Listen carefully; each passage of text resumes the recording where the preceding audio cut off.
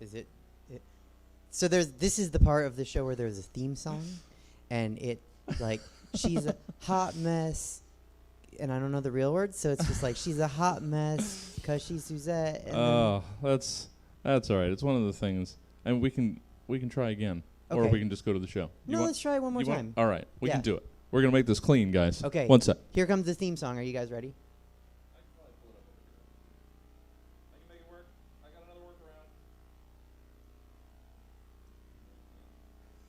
Okay, so... oh, wait. We still have a theme song coming. Hold on, guys.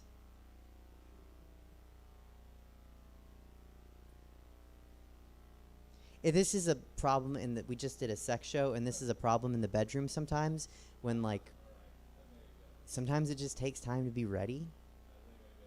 And things should be going out, and they're not. And things should be coming in, and they're not. And it's like, oh, my God, what's going to happen? And that's why it's important to have a good sexual compatible relationship.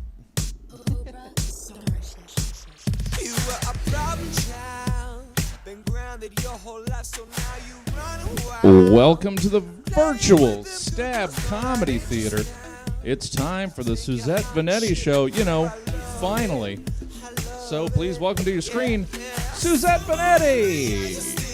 Oh, wait, there's that. We got the... oh, my God.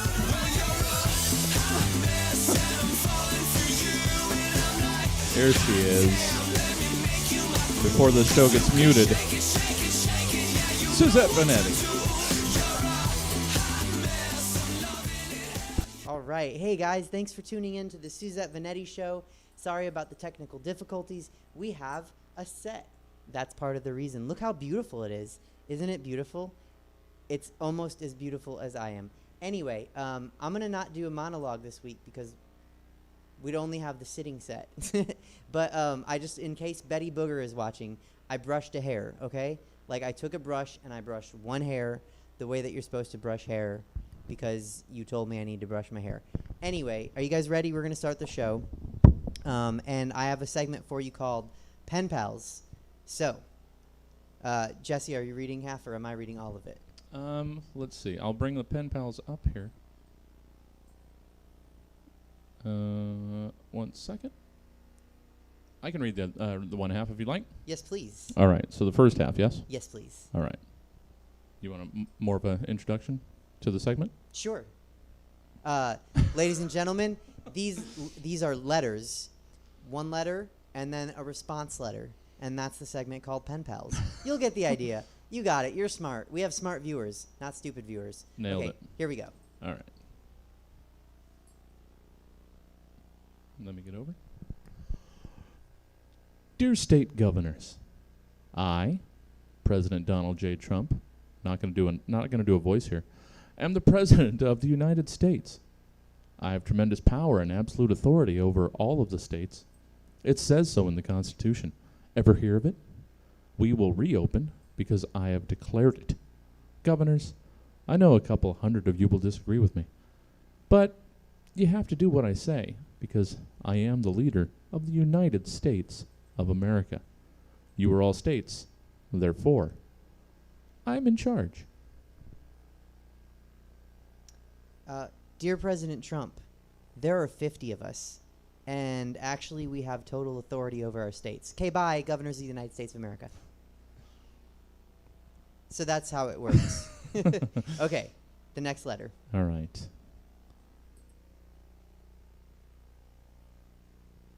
Scrolling. To who it may concern. This is all a liberal hoax designed to undermine our president. What is that? Firecracker, explosion, eagle, water gun, America. Dear America, the Who. Dear who? Who are you? America. Dear America, the World Health Organization. Who? Dear every American, please stay home. We're overburdened and don't have enough space or room for people to get sick from congregating. Hospitals. Yo, hospitals. They see the picture, right? Okay, cool. Make sure. Yeah, there's a picture. Yeah, there it is.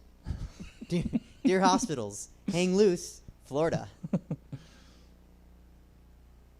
Hey, future voters of America, it's 2010. We're watching The Apprentice right now, and we have to say Donald Trump looks like he could be president one day. He seems really no business. Some people watching The Apprentice in 2010. Dear people watching The Apprentice in 2010, sincerely 2020. So that was a segment called Pen Pals. I'm going to assume that everyone's laughing and wildly cheering and loving that at home. Because there just wasn't a lot of news like that was good for a monologue. Like, we could talk about injecting yourself with UV light or Lysol or anything. If you want to inject yourself with that stuff, there's probably someone down in an alley that can inject you with all sorts of stuff. So go to them first before you start just injecting yourself with Lysol and hand sanitizer. That's all that you're going to get from me on that. We are going to bring in our next segment contributor, Ellis Rodriguez. Ellis, can you hear me? Oh. Hold on, Ellis. We're coming to you. But he is nowhere near his screen. Oh. Okay. Well, if we don't have Ellis...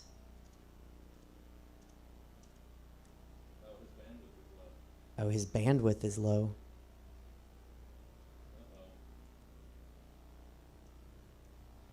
Sorry, guys. More technical difficulties.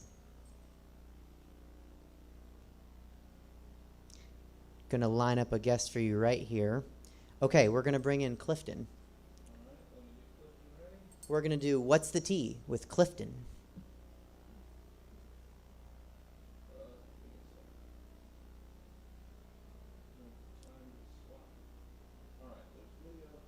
Okay. Can you hear me, Clifton? Oh. He's muted. You're muted. I can't hear you. I gotta bring him up. Then we'll pin him there. And here's Clifton. All right. Cliffy, can you hear me? Oh, God damn it. Oh. What's going on? This is what doing a show in the digital age is all about. Sometimes there's difficulties and sometimes things run smoothly. Clifton? Hey, y'all. Ah. How you doing? That is the sweetest sound I've ever heard. How are you? I'm good. A little drunk, but I'm good, you know. That's okay. So is our equipment. Sunday at home. So what's the tea this week, Clifton? Oh, girl. White folks have been wilding. Y'all need to calm down. Because there's this bitch that is in Idaho that goes by the name of motherfucking Sarah Brady. This dumb bitch, she was at a park. And you know, we're all supposed to be locked in. Hi, Robbie, get out of the frame. See, this is what I have to deal with all day. Little cameos for my cat. Anyways, she went to the park and she calls herself trying to have fun with her kids. And it's about, you know, her and about 4 of the Karens and all their kids out there. And the police were like, hey, y'all gotta go home. But no, Miss Susan was like, I don't want to go home. I'm practicing my rights. Da-da-da-da. So Miss Susan learned how it feels to be a minority in America and got her ass locked up. And then they're following her and like, how could you do this? How could you do this? And it's just like, you can't be kicking it at a closed park. We're supposed to be in quarantine. We're supposed to be inside, indoors, locked up. But no, she wants to be outside. And she learned a lesson, and now she's trying to cry and, you know, shed the tears and everything. And the internet is ablaze about her. And honestly, it's very funny. Like, I have just got the biggest laugh watching this lady just get arrested and just seeing all the comments and everything. And oh, Lord. And it's just one of those moments of just... Is it Black Twitter? Is Black Twitter on her? Oh, yeah. Oh, yeah. They already have a name for her already. Oh, what's her name? Swing Set Sarah. That's But, you know, it's just, yeah, it's just always funny to see people that think that they can get away with things.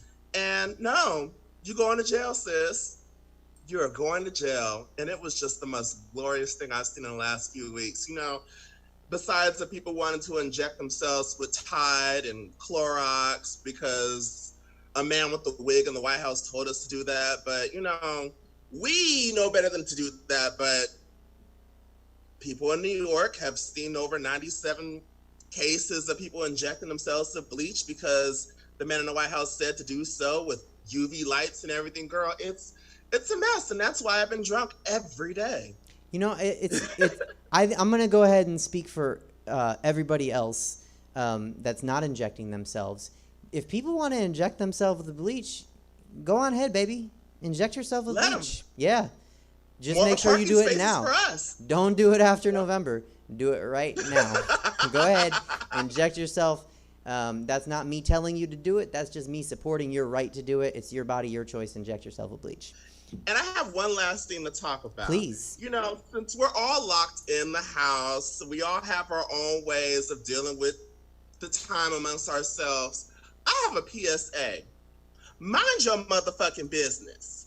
If I want to sit and play Animal Crossing all day, let me play Animal Crossing all day. Don't be in my Facebook comments talking about, you should be learning a skill. You should be learning a hobby. Yeah, I learned a goddamn skill and hobby. I'm collecting all these damn turnips and shit so I can take it to Town Nook and collect my coins and rebuild my house. Mind your business. I was just a little bit scared when you started that thread of thought, because I was like, oh shit, because we live like next to each other, and Clifton was like, mind your business, and I was like, I have been. Oh, no, you good, baby, you good. You know, you don't look into my, it's not like Melissa Etheridge. You're not coming to my window, even though I could look out my window and I could see you, a beautiful woman standing outside my window with the wig, but no, you're a wonderful neighbor. Oh, thank you. I wish you'd been my neighbor for life. Oh, thank you. I love being your neighbor. Yes. That was even the though you hear me being loud and ghetto all day, but hey. That we did have a guy in the alley the other night, and he was shirtless, and Clifton messaged me and was like, do you hear what's going on? And I looked out my window because I have a better view of the alley, and I was like, okay, there's a white guy and he's shirtless and he's negotiating a price ... with himself, because I thought someone was with him, because he was like talking like off to the side, and he was like, I can't go that high, I can't get that amount of money right now. And then I was like, oh, he's talking to himself. He was playing Animal Crossing, but in the real world. Right? He was negotiating the prices of his turnips because he wanted to upgrade his house, but he didn't realize that he wasn't playing on the Switch. He was playing on the Switch in his head. He's ahead of us. He's going to go to Jail Island is where he's going to go. So you better watch out. Thank you for bringing the tea this week, Clifton. Love you. Yes. Bye. Bye. Suzette. Yes, Ellis. What up? What's up? Sorry about that. I was trying to say hi. You were trying to what? I was trying to say hi. Oh, yeah. When you were looking for me. We were looking for you. We wanna do your segment. Yeah. Okay. So let's do our segment. Why don't you tell everyone what your segment is? My segment is Go Drunk America, You're Home. All right? And I don't want to be shamed. People that are drinking the go-go juice to get moto in these dark times. And so I'm playing a game like a Pee Wee Herman.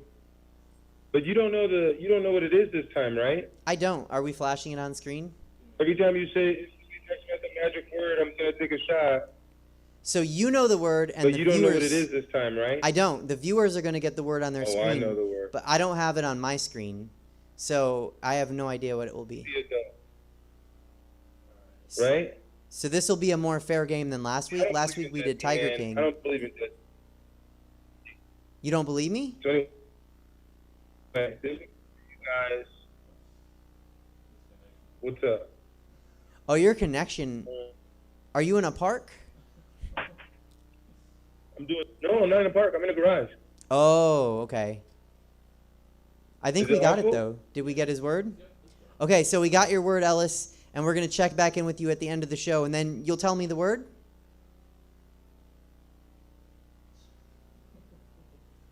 I think we lost him. Yes.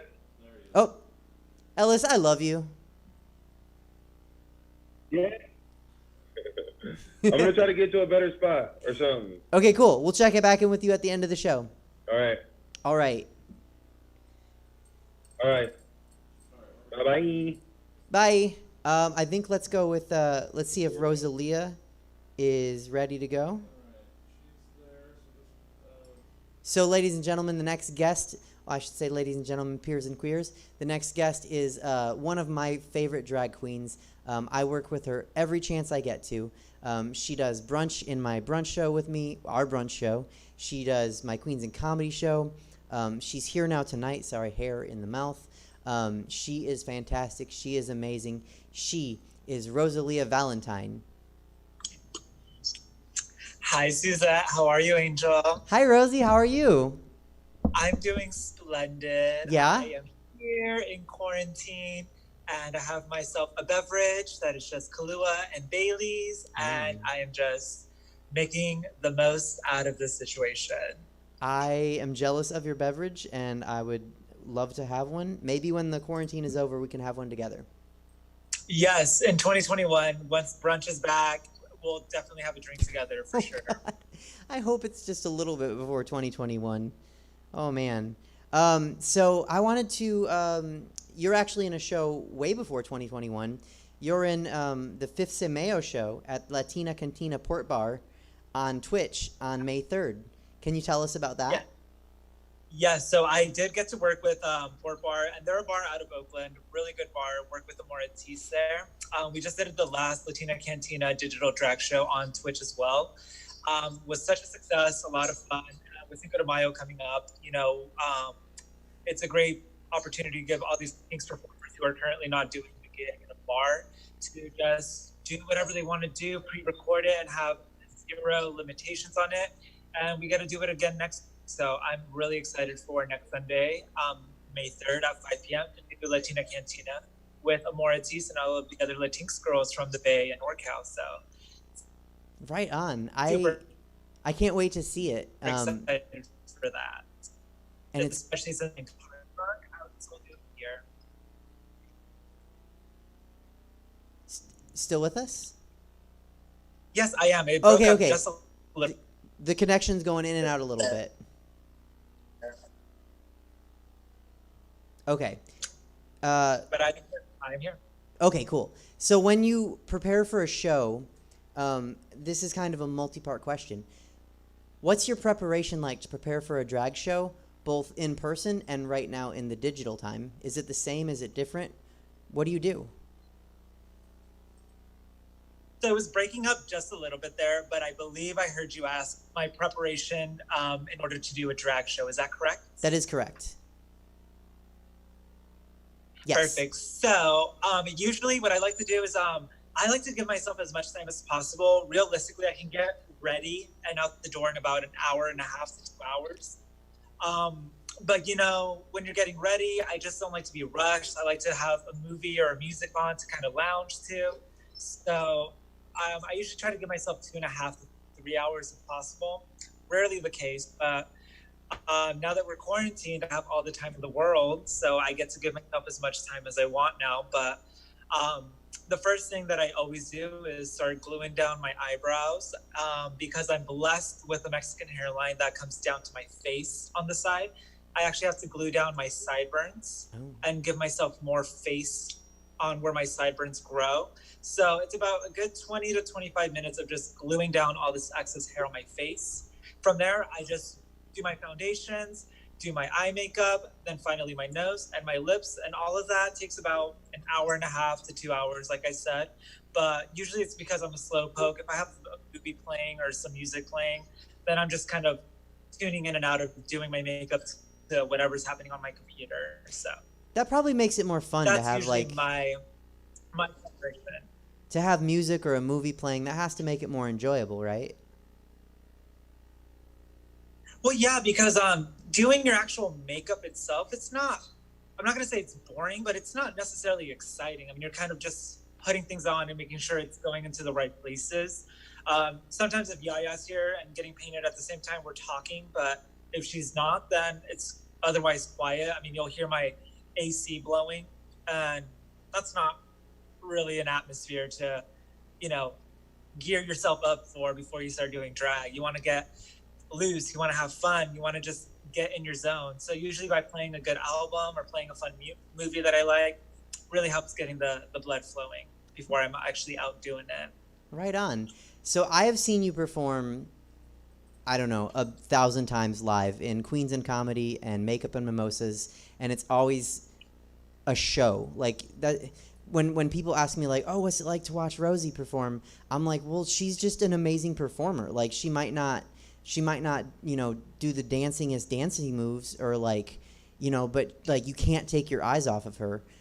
What is it like to perform digitally? Like, do you find that you're able to, and I'm not saying you can't dance because Lord knows I should tell no one they can't dance. I'm saying you don't have to. Is it, when you perform digitally, do you feel that sort of, whatever you feel when you perform live, like are you able to convey that same sort of stage presence? That's actually a really good question. I've done digital drag twice now with Latina Cantina for Cinco de Mayo coming up. That'll be the third one. But it's definitely different, doing live drag in the clubs or at the comedy club, wherever it may be. It's so much different because you have an audience there to play off their energy. If they're having a good time and you're having a good time, then it can just immediately become like one of the best performances ever. And so there's that give and take, that ebb and flow of energy happening in a live setting. Doing it at home, I'm not going to say, obviously there's not that aspect of it because there's no one else in your home but yourself, but there's a different type of freedom that comes with it. With pre-recorded drag shows, you literally have no excuses. I mean, you can do whatever you want and you can edit it and copy and paste and put all the sparkles on it the way you want that you can't in real life. You can't do cinematography, you can't overlay effects and stuff in real life. So that is something that's really cool, and that I'm seeing a lot of performers really pioneer with the digital drag scene. That's really fucking cool. A good example of that would be, it's not out yet, but Yaya the artist does have a new music video coming out next Sunday as well, and that is going to be literally the perfect example of what I'm saying, that even though we're not in a live setting, there's so many resources that you can still use doing digital drag to still elevate your performances. And you start thinking creatively, not, how am I going to perform this 4-minute song, but rather, how am I going to make a 4-minute video production that's going to make people want to watch this and really compel people? Because that's really something you don't get to do in a live setting. I mean, with live setting, you get to do mixes, you get to dance, you get to do comedy. That stuff is really fun, and it lasts, for that number. Doing digital drag is something that can really be transcendent. I think you can really leave a mark, and it's fun seeing people pushing their boundaries right now with what they can do digitally because the venues are closed down. And what I've seen so far has been really fucking cool. So I'm excited to see what other products come out while we're still quarantined and having to do digital drag.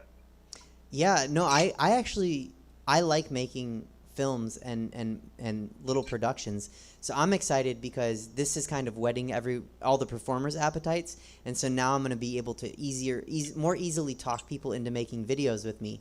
After we can perform live again, we can all do that. But I feel like if I'm like, hey, do you want to make a video? People are going to say now, like, yes, quicker than they would have before, because it's like the possibilities. You're only limited by your imagination when it comes to a video. Exactly. And, with how technology has advanced now with smartphones, all these different video editing apps and effects that you can do, there really is no limitation as to what you can do now versus if this were happening 10 years ago and this stuff wasn't at our disposal. I think it's really, really cool that at least while we're quarantined, we have so many fun tools to make art with and still do drag and hopefully still turn a buck while we're stuck out, not able to get that instant gratification from a live venue. But I mean, it's definitely different, but I don't think different necessarily means bad. I agree. And the other thing I was going to say is I will have to try to talk to Yaya, the artist, and see if we can get her on the show maybe. I don't know if we could do it the same night, maybe the week after, if not the same night. And maybe we can play her video. Because if you're saying it's good, then it must be good. Oh, I think you're frozen. When you are unfrozen... And Oh, it's like freeze tag. So my next question was going to be, what's the coolest thing about doing drag? And I guess we're in a quarantine right now, so I'll ask, what's the coolest, if it's different out, like in not quarantine, in non-COVID world, and if there's something that's cool. I think you kind of just talked about what's cool doing it digitally. So what's the coolest thing about doing drag globally?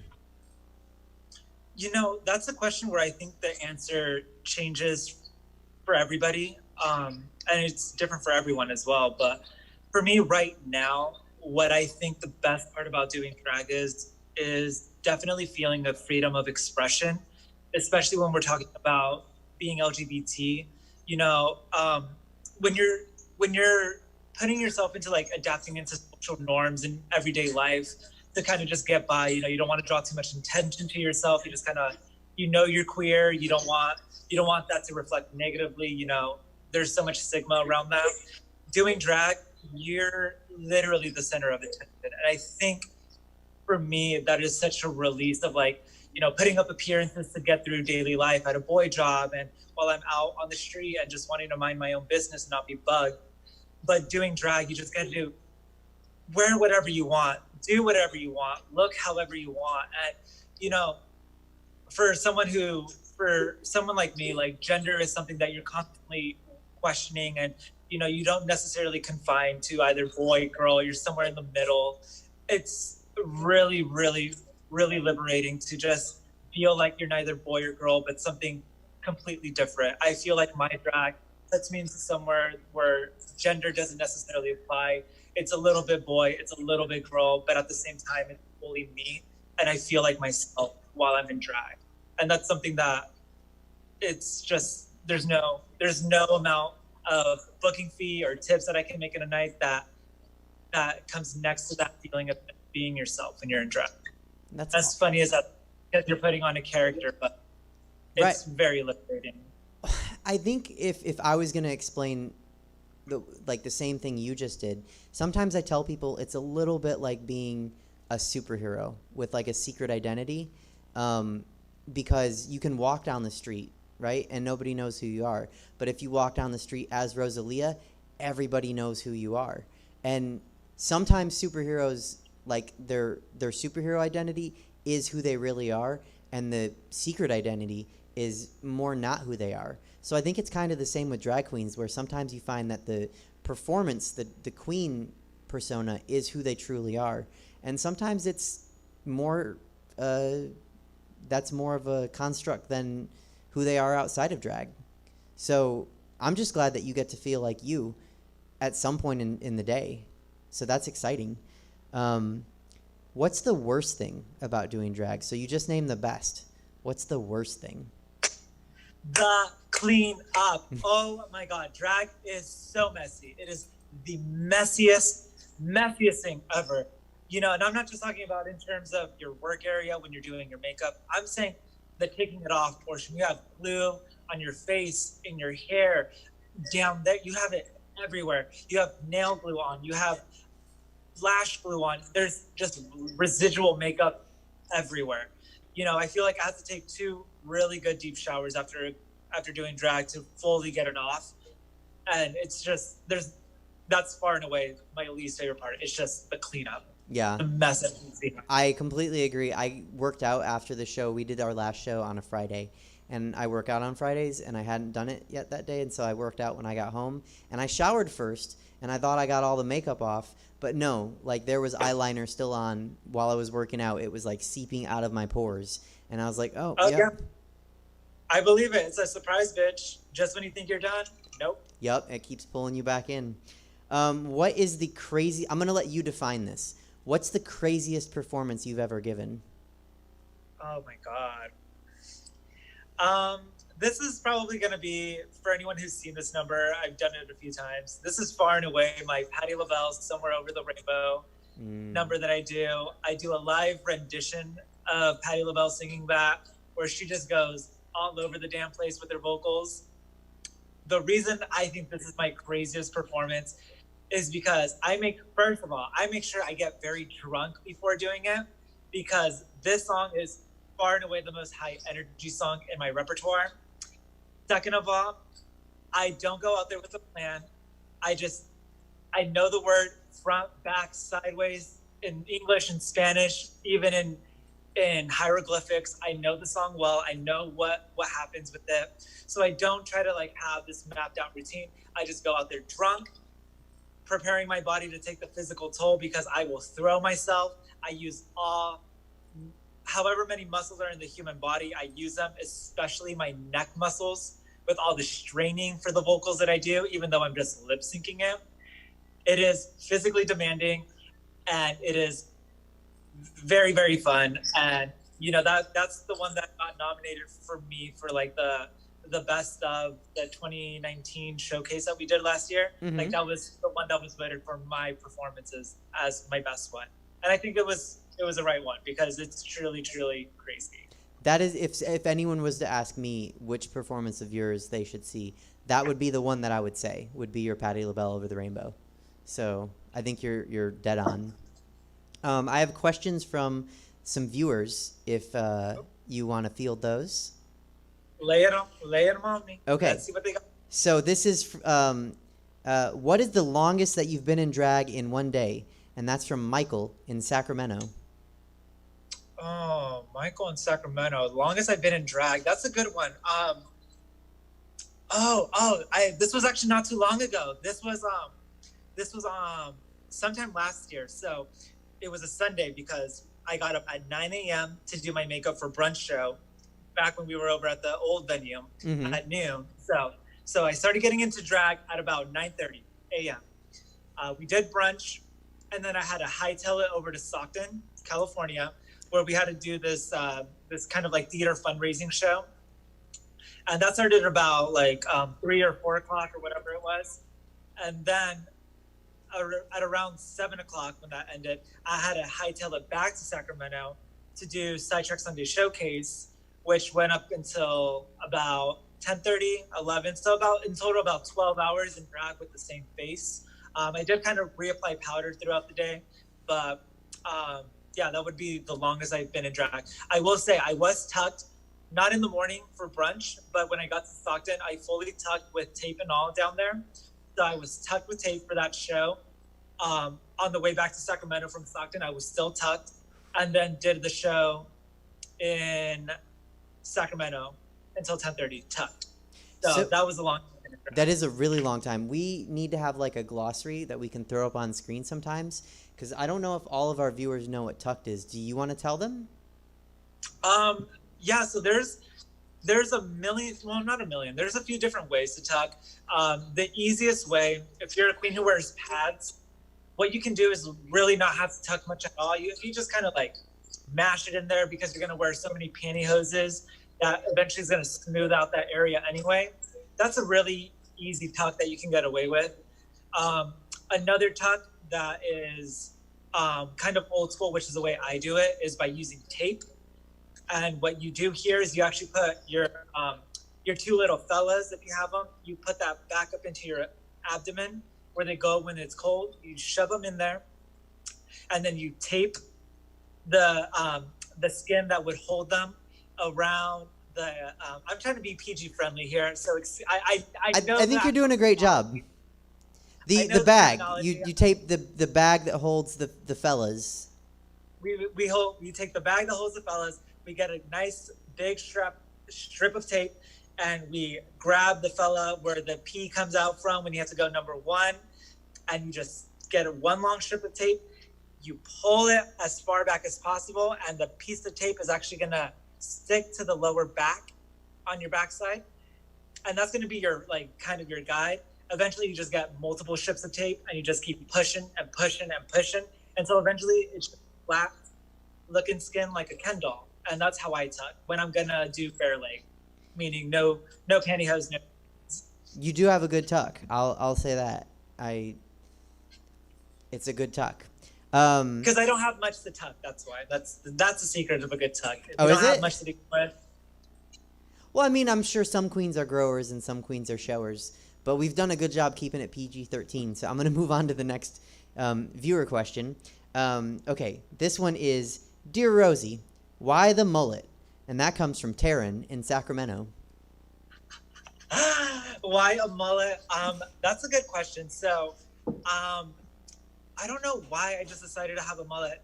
But I was like, you know what? I don't like having long hair on top anymore. Like, I feel like that's just too childish on me. But I was like, I've been shaving the sides and the back of my head for so long working in restaurants to kind of look tidier that I was like, you know what? Now that I have a desk job where my appearance isn't a deciding factor of like if I'm going to get tipped by customers or not anymore, I was like, I'm going to grow it out. I'm going to see what's up. And when I had like my whole hair kind of like the same length, I was like, well, what if we just shave the sides and leave the back long and the top shorter than the back, essentially a mullet. And I thought I looked really fucking bitchin' with it. So I've been rolling with it ever since. Right on. And then this last one is, Dear Rosie, your favorite performance of yours is Patti LaBelle Over the Rainbow. What's your favorite performance of mine? And that's from Suzette in Sacramento. From Suzette in Sacramento, my favorite number. I usually am in the bathroom during your number, so I don't know. I'm kidding. I will say, oh God, I don't know the name of the actual song, but it was right there where you were at staff, and you had this full fucking production as a scientist with this little chemistry set. It was so fucking stupid and funny that I was like laughing my ass off in the back. I would say that was my favorite number just because the commitment to it was so, I think it was like a pop song too. It wasn't even like anything sciencey. I was like, it was whatever. It was a song from I think Mass Effect. It was from a video game. Oh my God! Wow. I Yeah, didn't know that. but no, thank you. I obviously, the viewers, I'm sure they all know I'm asking that. I asked myself that question, and then you answered to me, so there's probably no confusion. I just wanted some guidance, and so maybe I'll bring that number back to Makeup and Mimosas when we actually can go back to brunch, if you liked it, because I didn't get any feedback on it. I think that was a good one. Okay, are you ready for rapid fire questions? I got my rapid fire bulletproof here. Okay, cool. What is your favorite wig color? Black. Do you name your wigs? No. How high is too high for heels? 7 inches. Oh yeah, agreed. Are you a new school or old school queen? I would say, wait, what was the question? I think I heard it wrong. Are you a new school queen or an old school queen? I would say old school queen. I would say so too. What is your favorite song to perform to? Oh, Operate by Peaches. Oh, I don't think I've seen that one.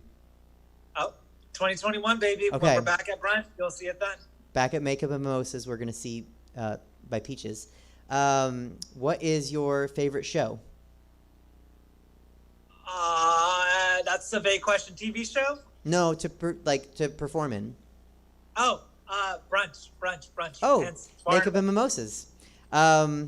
What is the coolest thing about dating another drag queen? Having extra wigs in the house. Unless you're dating me, and then that wouldn't be a good thing. What is the least favorite thing about dating a drag queen? Remember, my least favorite thing is the mess. Times that by 2. Okay, I believe it. If you were a Disney princess, which one would you be? Jasmine. Oh, good choice. If I was a Disney princess, who would I be? The one that's asleep. Sleeping Beauty. Aurora, yeah. Right? That's the one. Yeah, that's because I'm sleeping when brunch should be starting. Okay, that is the rapid fire question. I only have one more for you. What are you most excited about when the shutter in place lifts and we can all go out and play? What are you just most excited to do? Honestly, see my friends, the ones who live far away that I haven't seen at all since everything happened. I'm excited to see everyone again from all over, from 916 to the 209, all the queens I work with. I miss my friendships a lot, so I'm excited to see everyone again and just have a good time. I'm going to give you like the longest hug when I see you. And then I will be so drunk that I will probably just break you in half with how hard I'm squeezing back. Okay. Well, if it's Kahlua and Bailey's, I'm in. I love you, Rosie. No, Thank you so much. It's going to be straight tequila, baby. Oh, well, for you, not for me. I don't do tequila. but I'll watch you drink it. I love you. Thank you for coming on the show. I love you too, Angel. Thank you so much for having me. Okay. Talk to you soon. Mwah. Bye. Bye. That was Roselia Valentine, and you can catch her on Twitch in Latina Cantina. And then when we get back to going to shows in person, if you're local, you can catch her at Makeup and Mimosas, which is a drag brunch, or at Queens and Comedy, which is a comedy show with drag queens in it. And you should look her up. Her information was on the screen. She is a wonderful person and a wonderful follow. So make sure you follow her because that's one of the best drag queens you can follow. I think we're going to go with our next segment. Mean Dave, can you hear me? Oh, our next segment is In the Meantime, and it's another great follow. So make sure you follow this guy on all the social medias. He is a local comic in Northern California, and he is amazing, and I love his hot takes. Mean Dave, can you hear me? Yes, I can hear you. Hey, how are you? I'm excellent, Suzette. How are you doing? I'm okay. I have to say, so we faked it last week. Your segment was taped, and everyone thought it was live because that's how we played it. And then I got so many messages after the show, and they were like, "Why do you hate Mean Dave? Why are you texting during Mean Dave's segment?" You know what? You don't hate me and Dave. They do, because I didn't get one Venmo the entire time, and that whole segment was about just begging, flat out begging for anybody's money. Either that, or maybe your whole audience is just not essential. Right. I hope that's it, because if they're gonna, might be the latter. And if that's the case, totally understandable, and I no hard feelings or anything else like that. But if anyone's essential and they're watching, we're putting the Venmos up for a reason. If you're able to, yes. I actually opened a comedy club specifically called the Venmo at mean-dave-225 comedy club right here. So you're welcome to support the comedy club here. Nice. So the segment, the show seems to be, you seem to be enjoying yourself. Of course, you chickened out of your monologue this week there, Suzette. Well, there just wasn't much news, so we did the pen pal segment. Oh, bullshit. What do you mean there wasn't much news, huh? What are you talking about? There wasn't much news. Tell me the news. Yeah, people are drinking Clorox. Are you shitting me? There's not much news. Man, they're drinking bleach. Whether or not the president said to drink it or inject it or mainline it, sniff it, snort it, do whatever you want. And, I think there's been people upset about people going out to the beaches or they're going, the protests, because they think their rights are being infringed, the right to try and, not get a disease. Or to get a disease, I guess. That's really what they're protesting. They want the disease or something. And then you got the bleach and whatever, the formaldehyde, the Lysol lovers. And I just want to let everybody know, please calm the fuck down. All this is doing, I think, first off, I think Donald Trump you ever had a job that you were trying to get fired from, but you didn't want to quit? That's kind of what I feel like he's doing. Because every one of his suggestions, one by one, are taking out the very people that would vote for him or potentially vote. So let nature take its course, and that's just good common sense right there. And beyond that, let's see, what else do we have to talk about? Where the fuck is all the toilet paper? It's been a month and a half now, and I think you're good on your assholes. Of anybody who still thinks they need to wipe. Well, they're an asshole is the problem. The assholes are probably good. This same population was able to buy toilet paper on a regular basis, plenty of panels, and with stores, shelves plentifully full. Why all of a sudden now is are you stocking up? And it's not.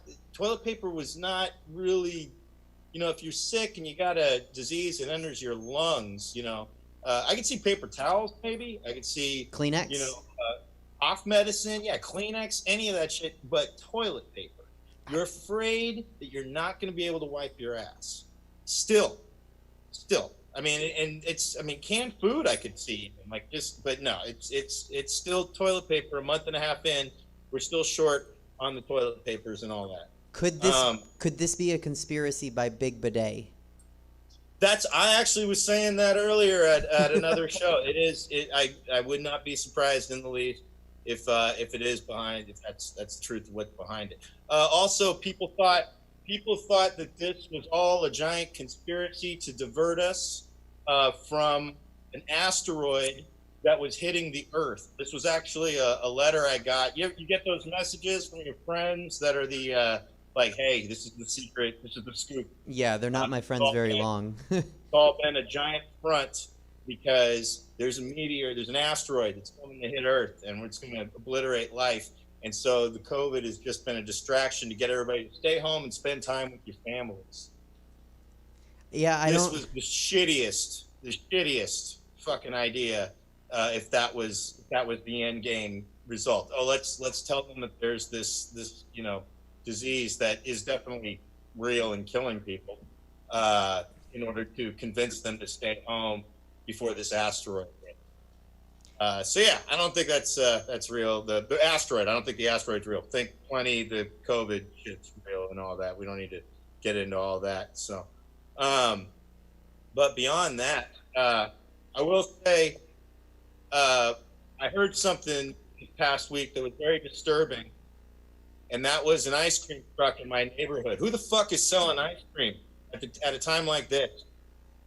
I get that, there's some essential services and all that, but really, if you can get ice cream right now, it's outdoor. It's everybody's scared shitless. It's in a metal truck, metal surfaces where the virus lives, and you got, candy and ice cream products being handed to children and parents of all of them and all that. The math ain't gonna take you from tainted ice cream.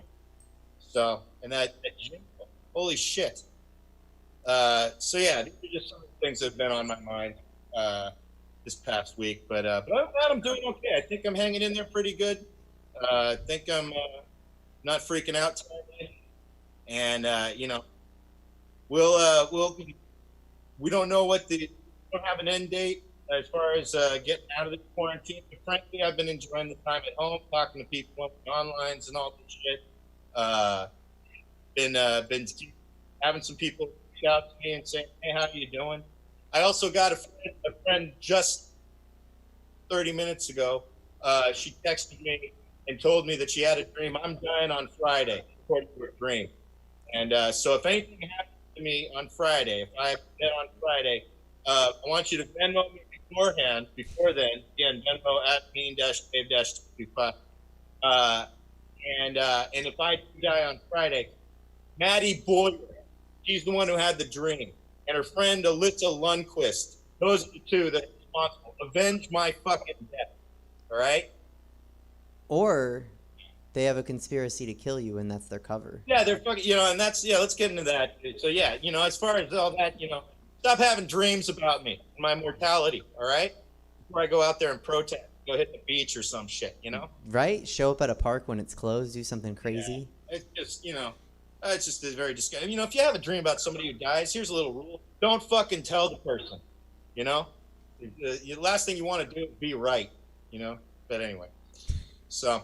Thanks, Mean Dave. So I think that's about it. I think that's, unless you got, it's all a shout out to my friend Molly over here. This is my friend Molly. Hey, Molly. Yeah, she's been an example to of what to do. Look out for other people. This is one of my dear friends, and out of nowhere, she stopped by and bought food for me and purchased a steak sandwich. And she actually gave me 2 extra rolls of toilet paper as backups in case, we run short. But we're all stocked up here. And I luckily also have been eating a lot of zinc. For those of you if you want to space out your shit more, zinc. It's not only good for your immune system, hardens your shit. So they use it for diarrhea as well. So I just want to give some tips out there. So, and I think that's been In the Meantime with me and Dave. Check me out on YouTube. In the Meantime with me and Dave. Episodes every week. Keeping up with this COVID bullshit. So. Well, thanks, Mean Dave. I love having you Thank on, you. and I can't wait to talk to you again. Hell yeah. Thank you for having me, All right. Suzette. Bye. Bye. So take me and Dave's advice and get some zinc, because the harder your shit, the less toilet paper you'll need, and the faster we'll all get through this. Or some sort of logic there. Follow him on all the social media, though, and if you have the money, if you want to throw some Venmo tips at any of my guests or me or the Stab Comedy Theater, all of it is appreciated. Most of us are out of work at the moment, and we're trying to bring you the best content we can. And sometimes we need things like highlight powder or a lapel mic or rent. But probably we're not going to get a tip that big, but any tip counts. We're going to run with a segment called Social Media of the Week. So if you guys are ready, I'm going to wait until I get the cue. And no, the picture first. Yeah. So in Denver this week, a bunch of nurses, formed a blockade to stop cars from running into people. And a brilliant Twitter user tweeted that it's a little bit ironic because he is standing in scrubs and she's hanging out of the best friend's ride, hollering at him. And if you don't know what that is, there's a song that goes with it.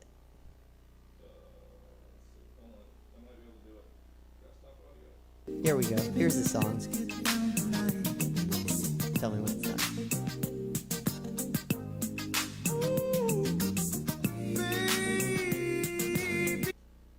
So that is the social media of the week, and I thought it was hilarious. And if you were alive when TLC was a band, you too thought it was hilarious. And if you weren't, then you missed out on a lot, because Lisa Left Eye Lopez is a lot to talk about.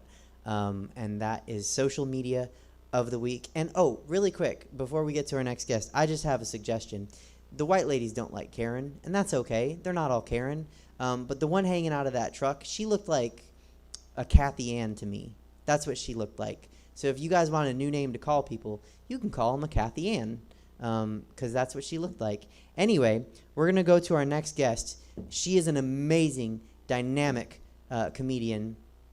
She's also super busy. She does like 18 things. She does trivia. She bakes cakes. She does comedy. She does theater. She is a mom. Oh, and I'm forgetting one thing. Let's bring her on so she can tell me what I'm forgetting. Hey, Chelsea.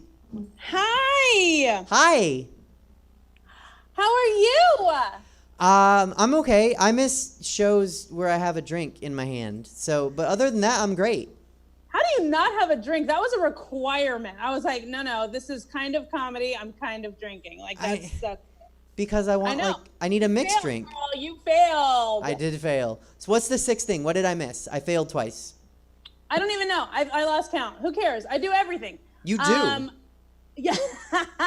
No, seriously. Like, I went to message Chelsea today, and I was like, wait, is she doing something? And so I checked her Facebook, and sure enough, she was live hosting trivia. Yeah. I host trivia twice a week. So I hosted trivia once a week here in Benicia. I'm in Northern California. I'm in Benicia.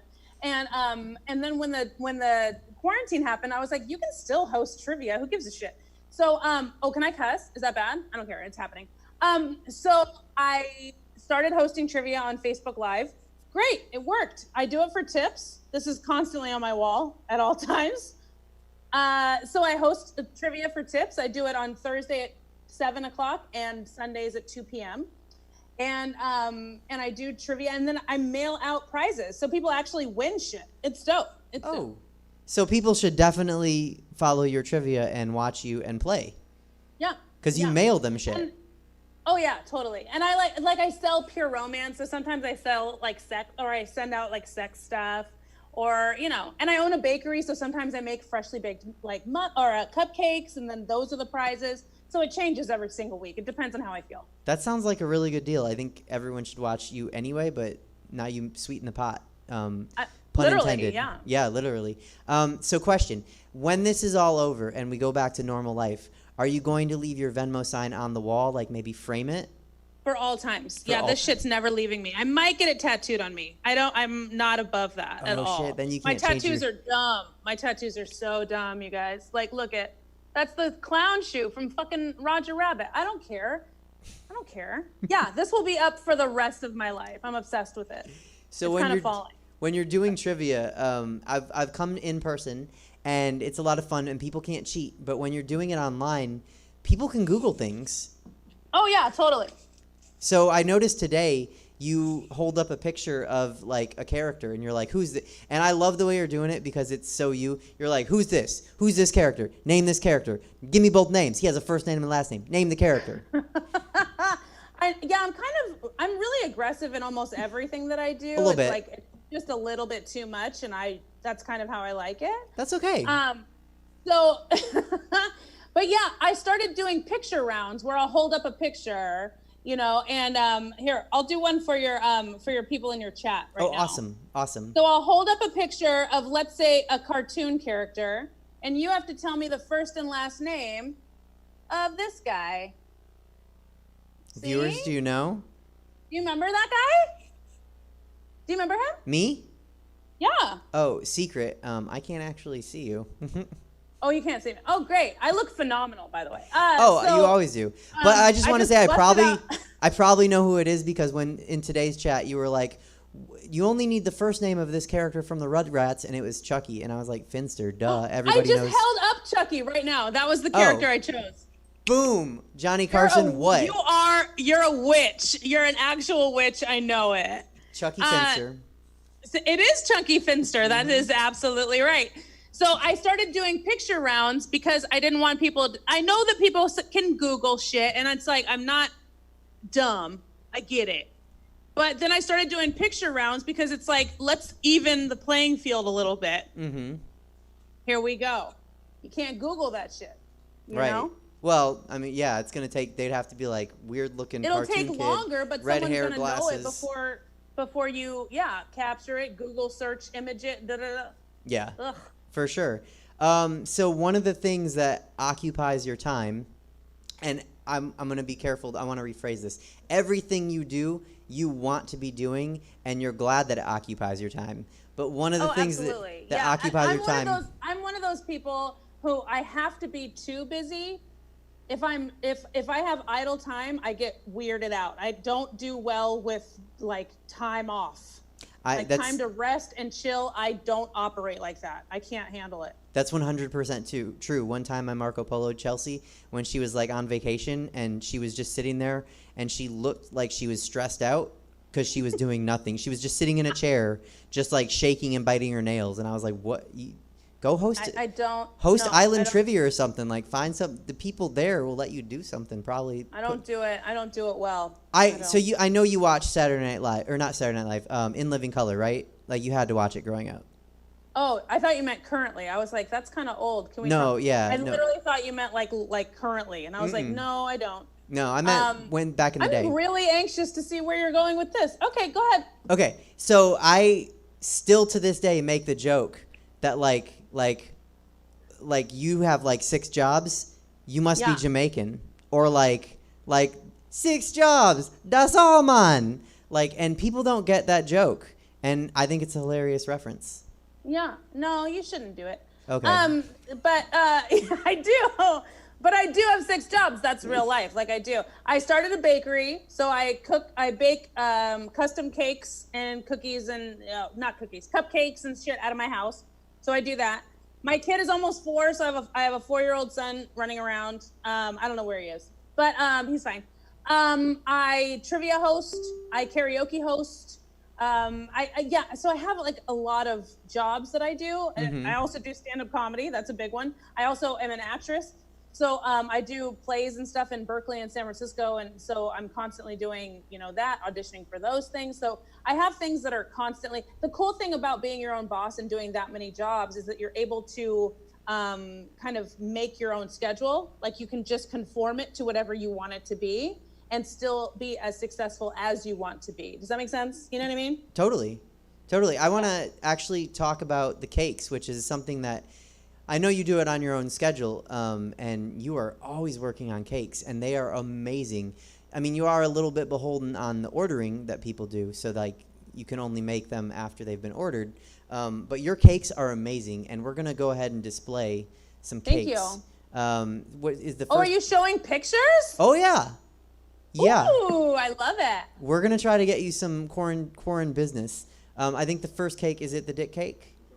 Let's do the dick cake first. So you had a cake, so everyone can hear you, and they're going to see the cake instead of you. You had a cake go viral. Tell us about that cake. Oh, they're seeing. Okay, so I'm gone, and you're there, and the cake's there. I like that better. Okay, so tell us about the dick cake. I'm still on camera? You are. With my cake? With your cake. Is it this way or this way? There it is. There you go. There we go. That's my dick cake? Mm-hmm. Yeah, okay. So that was a divorce cake for a fellow comedian named Liz Stone. She's based out of San Francisco. She's great. Follow her. I love her. And she, her divorce went final. Like it got finalized. It was, yay, secure, done. I don't know what the wording is. And she wanted to have a divorce party. So she asked me to make a dick cake for her. And all she wanted was the text messages from her now ex-husband to the woman that he was cheating on her with, and a penis that said somehow incorporate the words limp dick.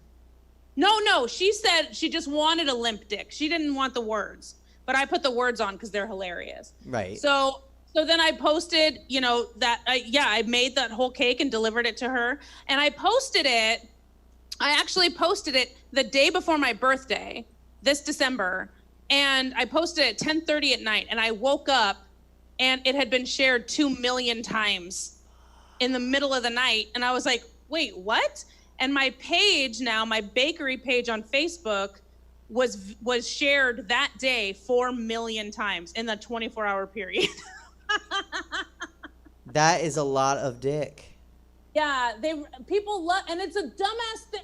I made a fondant dick out of sugar fucking Play-Doh in 3 minutes and famous. I mean, it's the stupidest shit. Isn't that like because I'm kind of, I'm nowhere near as active and awesome as you, but like I do a lot of things. That is true. What you just said is true. I know. I love you. It's true. I know. But I do have my hand and my feet in a lot of different places, and I'm trying to do a lot of things. And it's crazy the thing that ends up getting the most views. You're like, I never would have expected it to be that, but I guess it's going to be a cake with a dick. I cannot tell you. I was so surprised that one went viral. And then, from there, I was getting people sending me like requests, like cake orders from overseas. Like people in New Zealand, people in Wales, people in Scotland. They were like, do you ship cakes? And I was like, y'all don't have one bakery? Like you all, like it was very, very strange. Have you ever shipped a cake? Like what's the No. furthest, so you only hand deliver them? No. People come and pick them up mostly. Oh, Yeah. okay. I mean, the furthest I've delivered a cake, I think, is San Jose. You know what I mean? Like it's not far. Do you have any but- plans to ship them? Yes, and I have complete ability to ship a cake now. I have a business account with FedEx, which is now a thing that I had to do because I made a dick out of fondant. So now I have to up my shit and do things.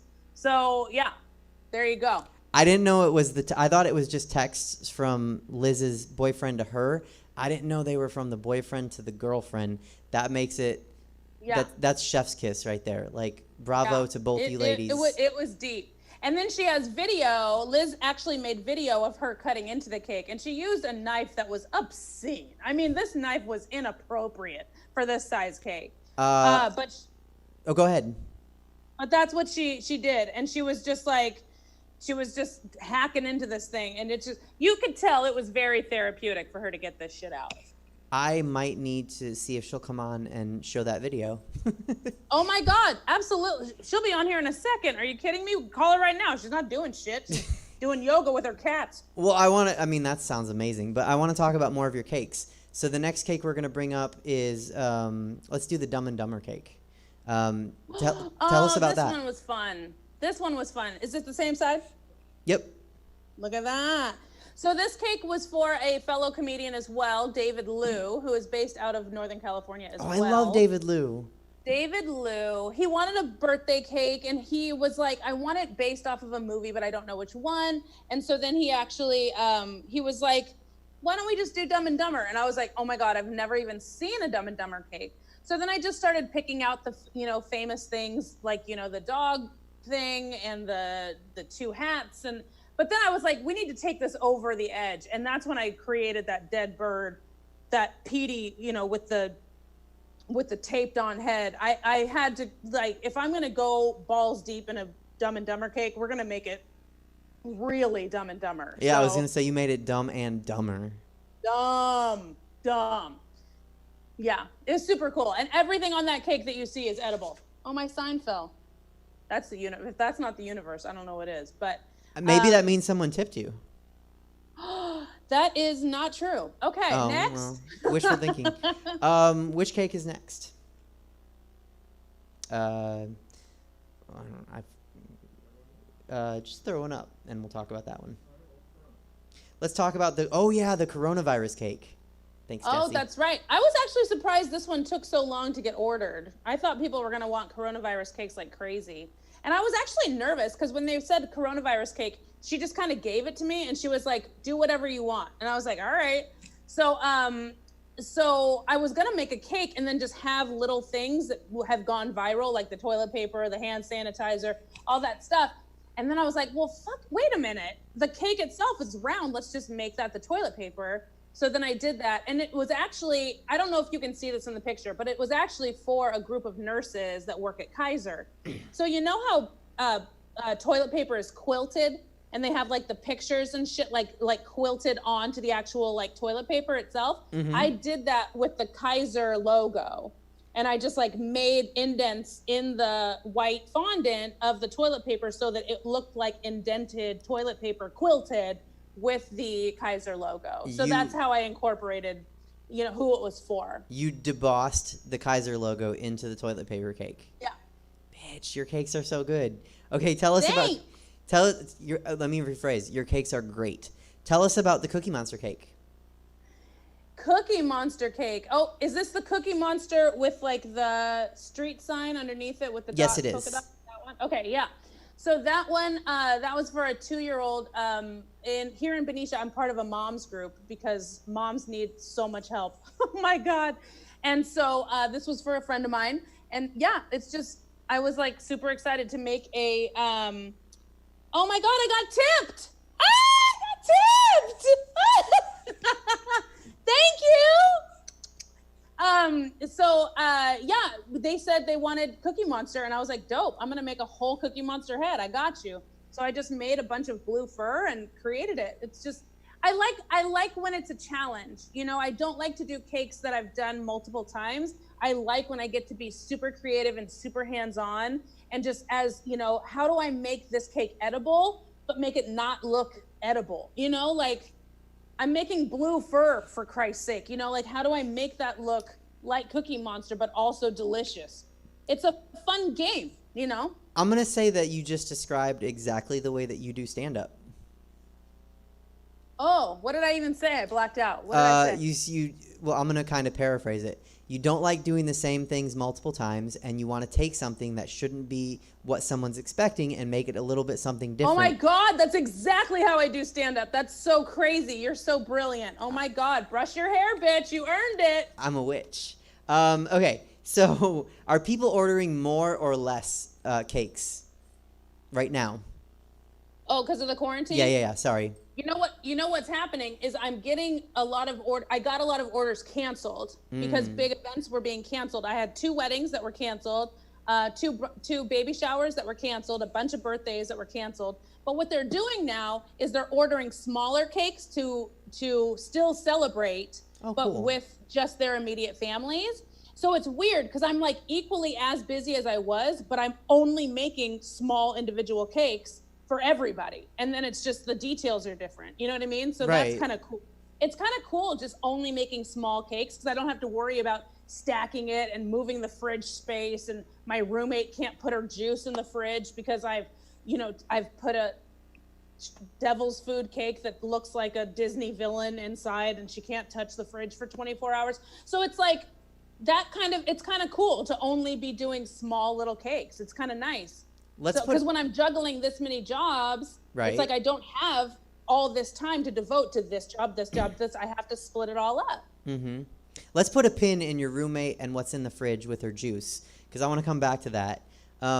Supplies. What's it like getting supplies for baking right now?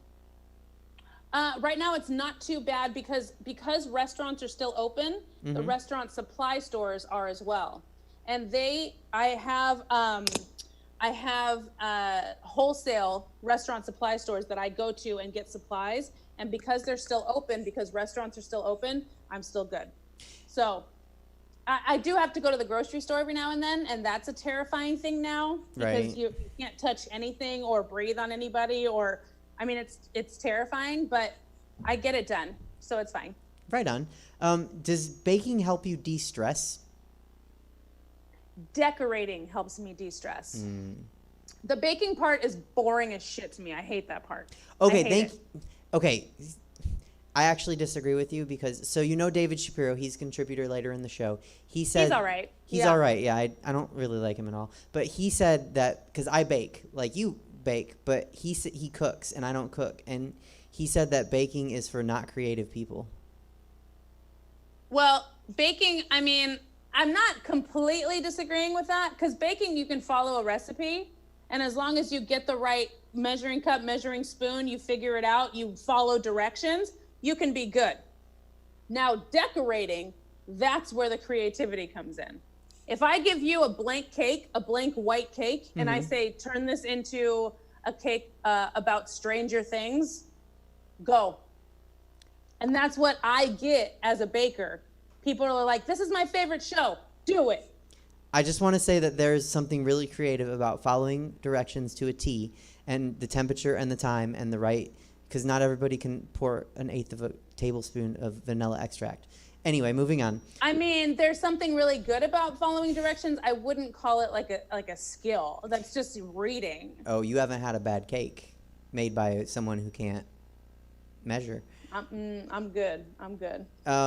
So you are a mom that occupies a lot of your time. What's it like being a mom during quarantine? Oh, it's exhausting. I mean, it's exhausting being a mom anyway, but then keeping a toddler entertained, it's a lot. You know, it's kind of good though, because it forces you to get out of the house. It forces you to keep moving. You know, you have to keep things juggling. So it just, it forces me to not sit around and be, lazy and complacent and just chill. You know what I mean? Which is very easy to do. And I don't have my son on weekends, which is a very, very big plus because I co-parent with his father and he takes him on the weekends so that I can continue to do shows and continue to do cakes and stuff like that, which is great. So that's the time that if I do have any sort of downtime to rest or relax or try to put my feet up for 10 minutes, that's when I do it, is on the weekends. But when I have him, oh no, it's constant walks. We're playing games. We're doing a lot of, sidewalk chalk, all that shit. It's just, yeah. So he has a birthday coming up, right? Yeah, And May 6th. You're doing a cool thing. Do you mind sharing what you're doing for his party, for his birthday? Sure, yeah. And just for parents out there who might be in the same situation. Yeah, no, it's a thing that a lot of people are doing now. A lot of people are doing these birthday parades where people just drive by the house, with banners or balloons. They honk their horn, they play music, they scream and shout and wave. And it's just to show some appreciation and love because we can't do birthday parties right now. So the cool thing is that I asked a few people to send cards as opposed to gifts, just so that Chance has, that's my son, Chance is 4 years old. He's turning 4 years old. Just so that he has cards to open from people. And I want to be able to put some of these cards in a scrapbook because this is a major event that's happening in the world, and he's a part of that. He's not going to remember it, but he's a part of it. So these are things that I want to put away for him and just be like, this is what was happening at this time when you were turning 4, and we survived this. We thrived during this, and this is why, So I really want to have this stuff and just put it away so that he has it for later. I wouldn't be surprised if he doesn't remember, because I have a couple memories before 5. So he might remember the parade. That's such a cool idea. Yeah. Oh, no, he might remember the parade. But what I'm alluding to is the reason why we can't have a birthday. Right. He probably won't remember that. And it's hard for little kids to comprehend what's happening in the world right now. Explaining to him why we can't go to his friend's house and play, who we see every single week, he doesn't get it. So that's what I mean. I just want to put stuff away so that he knows this is what was happening in the world, and this is why we couldn't see our friends, and this is why I had to spend the 4th birthday of my life the way that I did. Right. Like, yeah, we're all living through something that's never happened in human history. Right. So, so another thing that occupies your time and the way I met you is doing stand-up comedy. So last week on the show, we had a couple comics, and they were like, no, absolutely not. I will not do Zoom shows. It is not for me. The medium is not for me. How do you feel about Zoom comedy shows? Zoom comedy shows can be terrible or pretty good. And it's kind of along that spectrum. It's going to take definitely some, trial and error, on everybody's part. The way that I do comedy, and I had my best friend, Miles Weber, living with me for, him and his wife lived with me for just over a month. And him and I, we do comedy. We're very interactive when it comes to our comedy. So we do a lot of crowd work.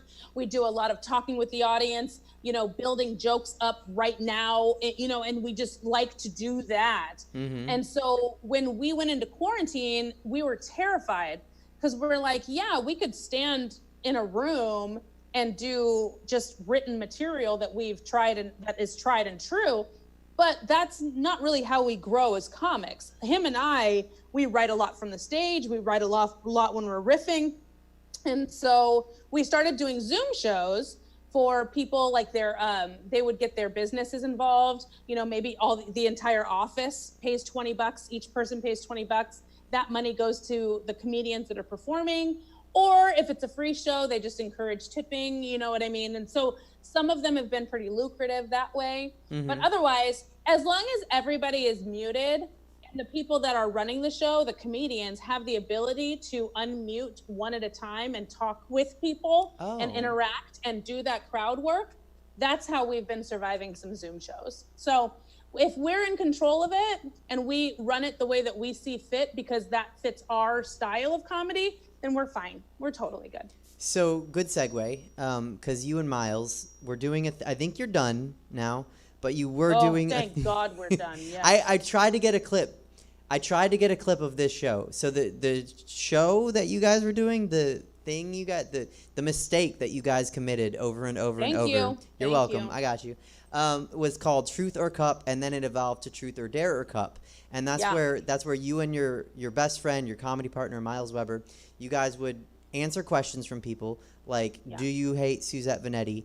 And you'd be like, oh, I'm on her show next week. I don't want to answer. I'm gonna drink what's in this cup. And, right. And then so what basically what Truth or Cup was we had cups that had mystery food or drink items underneath them, and we didn't know what they were. We had no idea. When Heather, his wife, was living with us, she would do it, and then when Heather went back to Vegas to take care of their house and stuff, then Miles would do cups for me and I would do cups for Miles. So we still didn't know what was under the cups. And then we were just basically playing a game of Truth or Dare. If anybody tagged in and asked us a question or gave us a dare and we didn't do it or we didn't answer it, then they got to choose a cup that we had to ingest. Or if they gave us a tip on my Venmo, then they got to choose a cup that we had to ingest.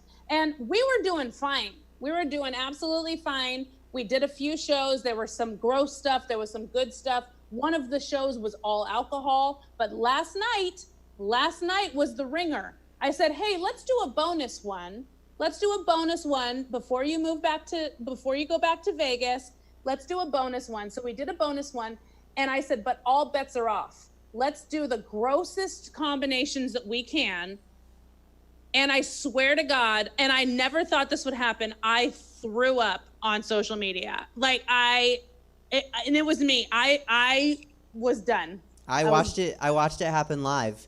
I don't think people watching the show right now, because I watched a couple of these live, and then of course I watched a couple of them trying to look for footage that I ultimately was unable to get. Yeah. So what made you throw up? Tell the people, because they're was the combination?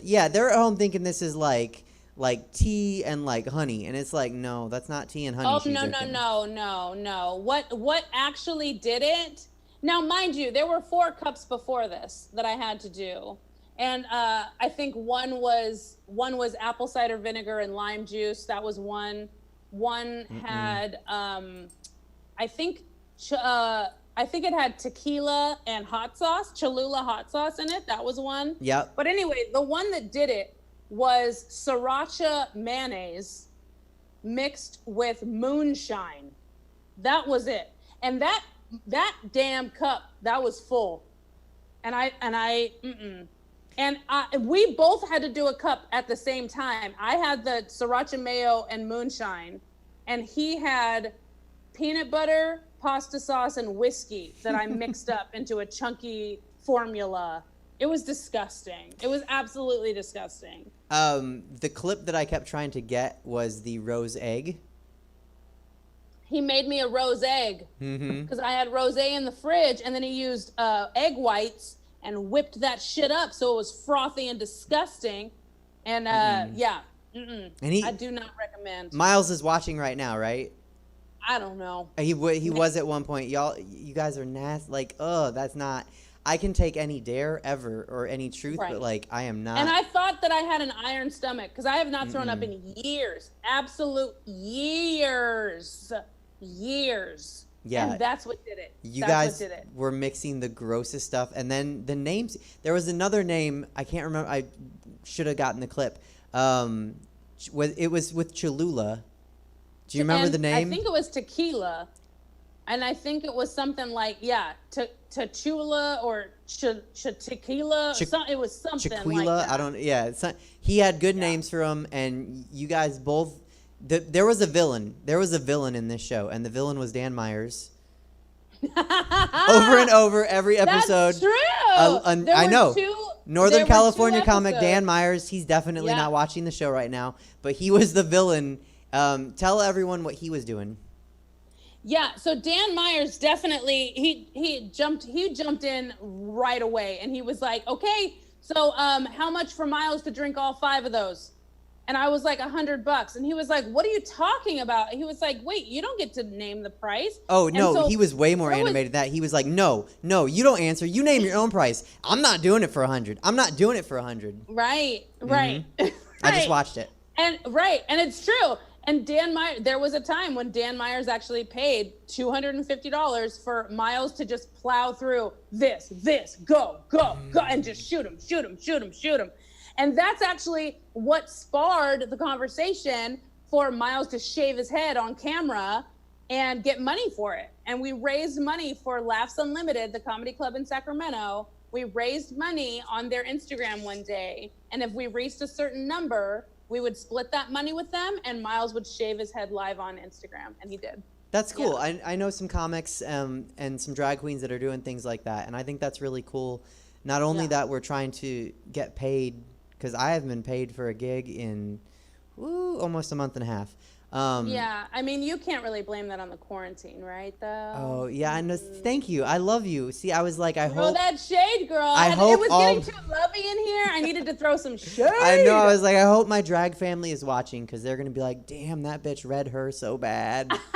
The library is open, bitch. I don't have glasses, but the library, it's always open with you. It's a 24-hour establishment. It never closes. Okay. I want to ask you some rapid-fire questions. Are you ready? Oh, I love it. Yes. Okay. What is your favorite thing about the concept of brunch? Oh, mimosas. Okay. Bottomless? Absolutely. Okay, just making sure you're not like a one mimosa person. What is your favorite? Who is your favorite drag queen? Suzette Veneti. Have you heard of her? Oh, she's great. Thank you. Okay. Suzette Veneti and Bianca Del Rio. Bianca Del Rio is my spirit animal. Yeah, that's the one that I'm always like, I'll ask audiences if they've ever seen a drag comedian before, and they're like, Bianca Del Rio. And I'm like, right, and let's stop there. Me and her, same sentence. We don't need to go any further. Yeah. Latrice Royale is also one of my faves because I've seen her live as well, and she retweeted one of my... We've had correspondence. Don't worry about it. She's amazing. Let's do a show. I mean, maybe she's watching. Let's just go ahead and say maybe Latrice is watching. Hi, Latrice. Let's do a show where, I'll host it and we'll have Latrice in it and we'll have you close it out, and that can be a Queens in Comedy. I am with it. Oh, okay, my cool. God. We just need to talk to Latrice and her people. Yeah. All right, back to rapid fire. What is your least favorite children's television show? Oh my God, Blippi. Have you seen this? Have you seen this piece of shit? I have. He is a pilled out garbage human. If there's someone I could watch get hit by a bus and die, it's Blippi. And then we would teach kids about death. So see, it's like it works. Everything works. It's full circle. I love that the messages we're putting out on my show, like Latrice Orel, do a show with us. Blippi, go to hell and die. Oh, absolutely. He gets it daily. Fuck him. It's fine. Go. What is the funniest thing an audience member has ever said to you after a show? Oh, I have a bunch of shows. I have a bunch of jokes about my boobs because I have really big boobs, right? Mm-hmm. And oh no. So I went from talking about my boobs to being a new mom because at this point my son was very, very young. He was less than a year old, but I still went back to work, right? And an audience member came up to me at the end of the show. Creepy ass old man, came up to me at the end of the show, and he puts his hand on my shoulder and he goes, "Hey, you know what? They make ice cream out of breast milk now." And he said that, winked, and then walked away. Swear to God, it was the creepiest thing I've ever experienced in my life. But I also headlined a show in Modesto once, and after my set, like people were milling out of the venue, right? And me and Paul Conyers, we were selling our merch, and one of the audience members ran to his van with no fucking windows, ran to his van, pulled it up to the front door. Pulled it up to the front door, and he filled up a bag of like items that were in the back of his van and gave it to me as a gift. And what it was a box of diapers. There were some wipes in there. There was a bag of fun-sized Butterfingers, and there were 2 boxes of pregnancy tests. And he goes, "Here you go. You were great tonight," and walks away. Swear to God. You know, I think he was just a misunderstood baby shower planner. Right. And if anyone is not laughing at that, you've not been to a baby shower where they put Butterfingers in diapers. God, it was so terrible. He was so creepy. I had a follow-up question somewhere in there, but I lost my train of thought with that creepy windowless van. I know. I've had some creepers. Shout out to Paul Conyers. Yay! I had him in a show. I've never had a straight white guy, and he did like 5 minutes of like blowjob material, like gay blowjob material, and I was like, what's happening right now? What happened to straight guys? Okay. The election in 2016 messed everything up. What is your favorite karaoke song? Oh my God, this is such a loaded question. You guys don't get it. I'm a award-winning karaoke singer. I have 6 or 7 trophies on my mantle. That's a real thing that I'm saying. I am. I was on a New York City karaoke league when I lived in New York. I helped run the karaoke league. I'm a big karaoke fan and advocate. I was a host for 17 plus years. Don't get me started on karaoke. I will walk into a bar that has karaoke and I will look at the entire audience and I will read them for at least 20 minutes because I need to know what my opening song is. Now, your opening song in karaoke has to be fucking amazing because you have to pave it. Okay, you have to start. This is serious, Suzette. Don't you dare give me side eye or don't give me fucking attitude. I'll punch you in the throat. I'm thinking like, should we save this for a segment? Oh, it's a segment, baby. It's a segment. Karaoke is a very, very important thing. That wasn't a side eye. That was like, where's a pen? I'm gonna write down this information. And I was like, I don't have a pen. Fuck it. I want to. It's like a formula. You should just swear come to on. God. Well, okay. So you want to save that for a segment, or do you want to? We'll save it. We're gonna save it. Okay. But you didn't answer the question. What's your favorite karaoke song? Okay, one of my favorites. I'm gonna say because I won $1,000 singing this song. I'm gonna say Jackson 5. I Want You Back. That song is dope, and it's super fun to sing, and no one ever sings it. And if you can hit those notes, you are God. Boom. I can hit no notes, so I will stay away from it. What is your least favorite karaoke song? Baby sing? Shark. Oh yeah. I've sung it multiple times. I've run a kids karaoke and I've had to do Baby Shark. Hate it. That's fair. That's a good answer. Do you put your bra on and snap it in front and then spin it around, or do you? Absolutely not. You snap it behind your back? My boobs are massive, so I'm saying if I do that, I run the risk of bringing my boobs with me and then them snapping back and like, no. Okay. I have to put my arms in, put it on, bend over, shake them in, and then bend in the back and do it behind my back. You need the Tony Stark machine in the first couple Iron Mans where it like puts the thing on him. Yeah, you lost me with that one, but probably. Okay, I'll send you a clip. I can't wait. How high is too high for high heels? Oof. I used to wear 6-inch heels, and that was around Manhattan. I used to walk around Manhattan with 6-inch heels. But now I'd probably say 3 is probably my limit to go for any length of time. I'm a mom and I'm overweight, so sorry, bitch. Well, I'm wearing 6-inch heels under the desk right now, just because. It's easy to do when you're sitting down. Okay, I'm just saying. People have seen me stumble and fall down in the 6-inch heels that I always wear. I know, yeah. You don't get hot mess as your nickname by an accident. I'm just saying, okay? There's a lot of reasons, but that's one of them. Okay. What is your favorite cake flavor? Devil's food. And I make devil's food. It's a devil's food chocolate cake. And I make peanut butter buttercream or espresso buttercream. Sometimes I do mint. And I like those 3 flavors with chocolate. It's really, really good. Who is your favorite Disney character? Oh my God, that's such a good question. Do you need like a top like 3 or something? Because let me give you a few. Okay. Let me give you a few. Okay, so I really like Dopey. Okay, I really like Dopey. You know, I like Dopey because like he's old school, so he's been around for a minute. But he also can, just go with the flow, and he can make you laugh without saying anything. And that, to me, any physical humor, brilliant. Like Wally. I like Wally as well because he's a robot, but he exudes so much emotion. It's crazy. I also like Mike Wazowski because he's sarcastic as fuck. And if you can speak sarcasm, you are one of my best friends. I love Mike Wazowski. And then I would probably say Moana's strong. I like Moana because she's like kind of a badass bitch. I kind of like Moana. I'd say that. But Ursula's kind of Ursula. Yeah, Ursula's dope. I'm obsessed with Ursula. She was like my first drag queen. You know what I mean? Like in my life. Right. I think she was a lot of people's first drag queen. They just don't know it. Yeah. I love her. I like her when she becomes her human form, Vanessa. Oh, okay. That's all right. a bad You like bitch. her in face. All right. Yeah. If you were a Disney princess, which one would you be? Ooh. No. I would be a villain. Okay, which villain would you be? Ursula. Okay. That would have been weird. Or Maleficent because she can wear a hat with horns. Dope. True. If I was a Disney princess, which one would I be?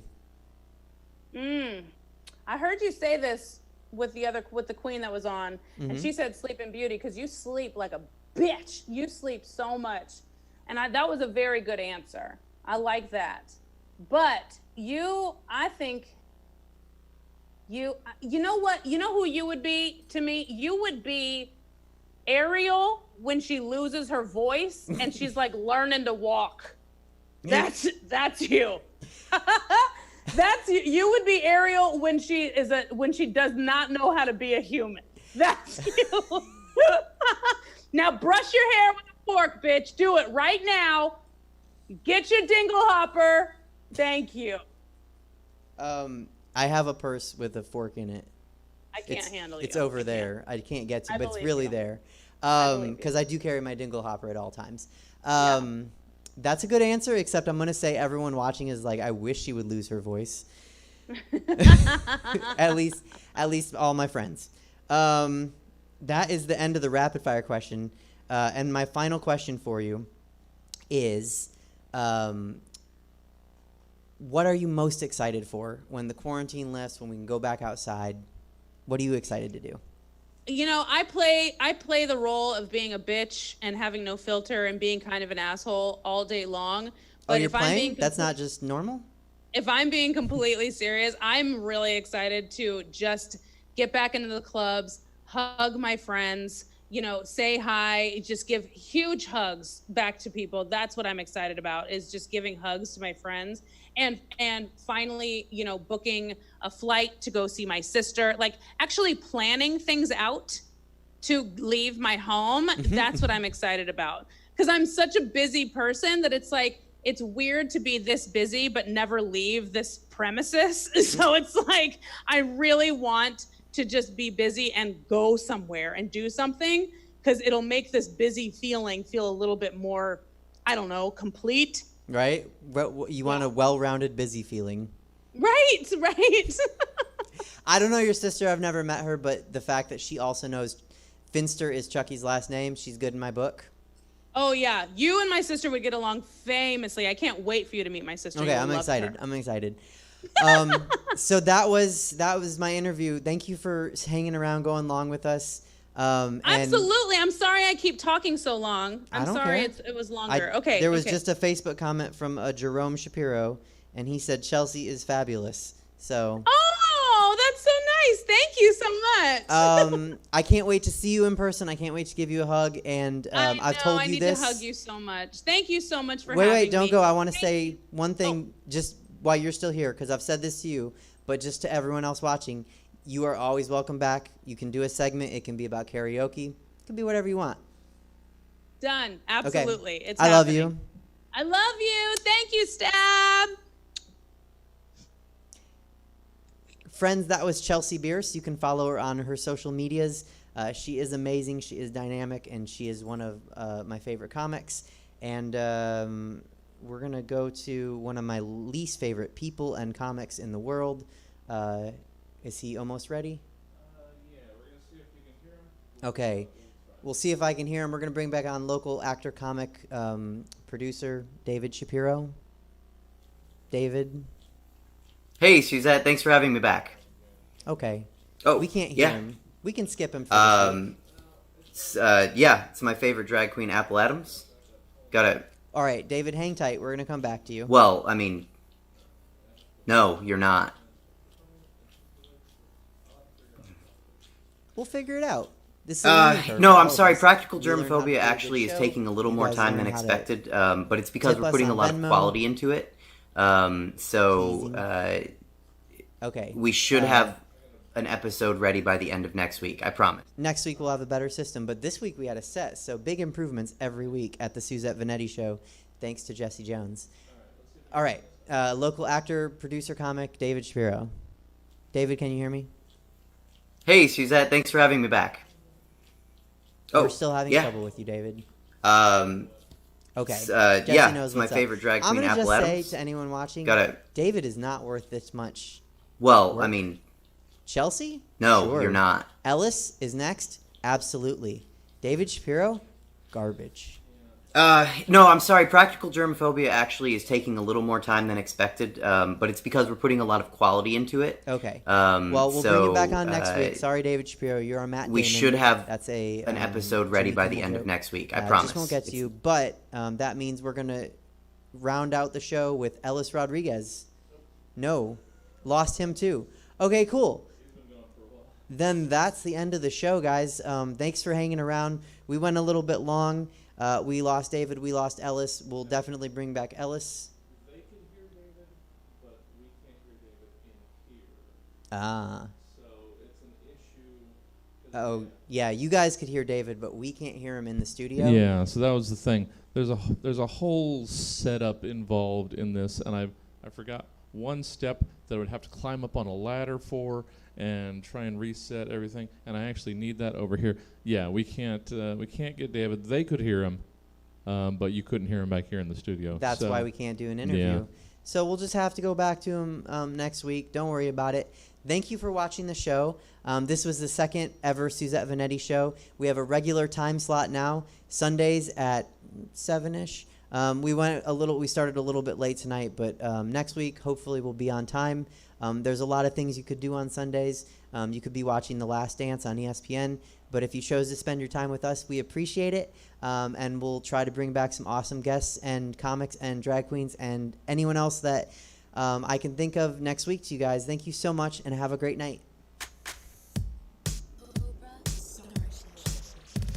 Okay. Do I have a live mic? Your whole life, so now you run wild. Playing with them good girls, no, that ain't your style. You think you're hot shit, and ooh, I love it. I love it. Yeah, yeah. Stumbling, but yeah, you're still looking hella fun. Keep doing what you're doing, and we'll make you mine. Well, you're a hot mess, and I'm falling for you. And I'm like, hot damn, let me make you my boo. 'Cause you can shake it, shake it, shake it. Yeah, you know what to do. You're a hot mess, I'm loving it, hell yes.